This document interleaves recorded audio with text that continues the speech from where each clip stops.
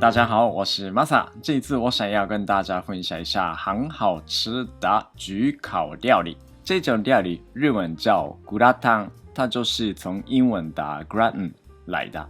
那这次用马铃薯跟法国面包的组合做非常有满足感的パングラタン。那做法是很简单。好，那我们就开始做。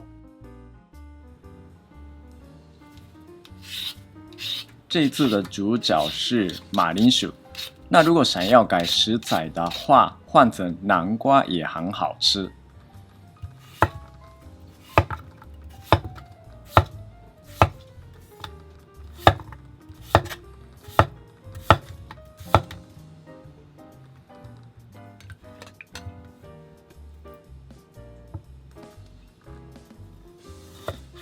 我这边切的方式不一定要这样子哦。怎么样子切都 OK， 安全最重要。先用刀子侧面压碎，再切末也是当然没问题的。如果要加多一点蔬菜的话，放入菇类、洋葱、高丽菜等等都很好。培根的盐熏味跟马铃薯是非常的搭配，换成熏鲑鱼也是很好。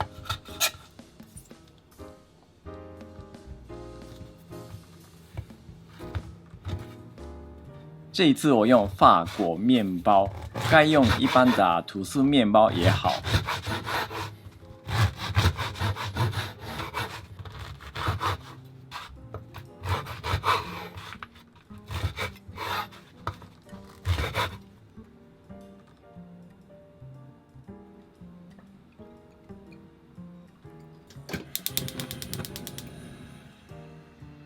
培根本身会出油分，但是马铃薯很会吸收油，所以还是先加入一点油分，可以预防粘住。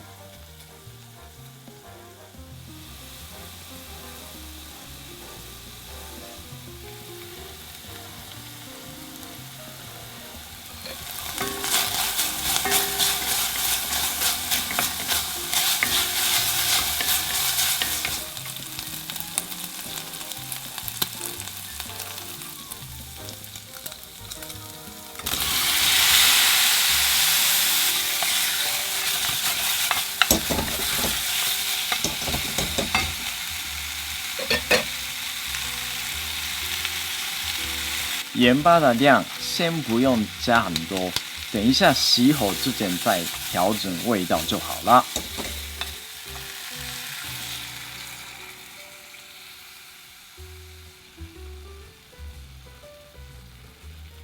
如果不要加入鲜奶油的话，可以增加牛奶，总共大概有150cc 应该够了。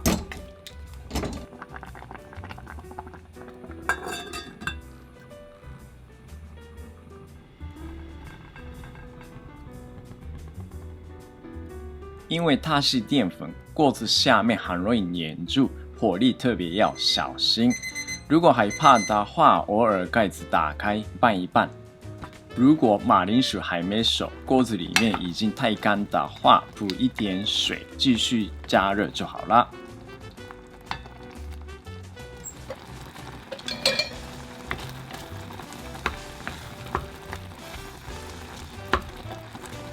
最后煮到稍微浓缩一点，但是不要太浓，它洗后稠度变成更多。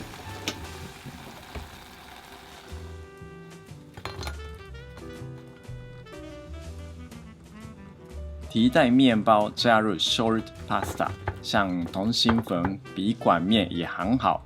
煮到熟以后，跟马铃薯一起稍微拌一拌，再装盘。